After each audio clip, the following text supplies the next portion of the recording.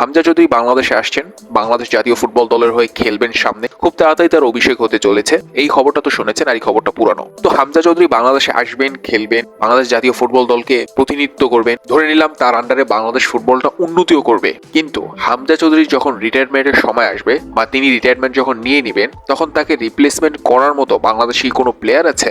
হামজা চৌধুরী মানের ফুটবলার তো দূরের কথা, হামজা চৌধুরীর ধারে কাছের মানেরও কোনো প্লেয়ার আছে বাংলাদেশে? কেন এই প্রশ্নটা করলাম? কেননা হামজা চৌধুরীকে নিয়ে আমি একটা ভিডিও বানিয়েছিলাম। সেই ভিডিওতে আমি হামজা চৌধুরীকে নিয়ে কথা বলেছিলাম যে হামজা চৌধুরীকে বাইরে থেকে এনে লাভটা কি, এতে উন্নতি কি হবে বাংলাদেশে? নিজের দেশেই তো অনেক ট্যালেন্টেড ছেলে আছে, সেই সব ছেলেদেরকে খুঁজে বের করুন, সেই সব ছেলেদের পিছনে টাকা ইনভেস্ট করলেই তো চলে। তো এই কথার পরিপ্রেক্ষিতে সেই ভিডিওর কমেন্টে একজন বন্ধু লিখেছেন যে টাকা ইনভেস্ট করলে যদি উন্নতি হতো তাহলে ইন্ডিয়া সবার আগে ফুটবলে উন্নতি করতো, এবং আমাকে নিয়েও প্রশ্ন তুলেছেন, আমার বিষয়ে জানতে চেয়েছেন। তো ভাই শোনেন, এখন আমরা কতদিন এরকম কথা বলবো?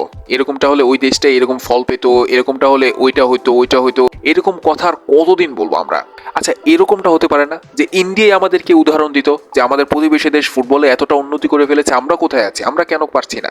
এই উদাহরণটা যদি ইন্ডিয়া দিত তাহলে কেমন লাগতো আমাদের কাছে বলেন? না, আমরা কি করি? আমরা বলি যে ইন্ডিয়াই তো উন্নতি করতে পারে না, তা আমরা কি করে করবো? ভাই এগুলো আর কতদিন বলবো? হ্যাঁ, এইটা অবশ্যই বলতে পারেন যে টাকা ইনভেস্ট করলেই শুধু উন্নতি হয় না, টাকা ইনভেস্ট করার পাশাপাশি মেহনত করতে হয়, এইটা বলতে পারেন যে কেউ। তো আমি ইন্ডিয়ার দিকে যাবই না, কারণ আমি এরকমই মানুষ, আমি স্ট্রেট ফরওয়ার্ড মানুষ, আমার মধ্যে ইমোশন জিনিসটা খুব কম ভাই।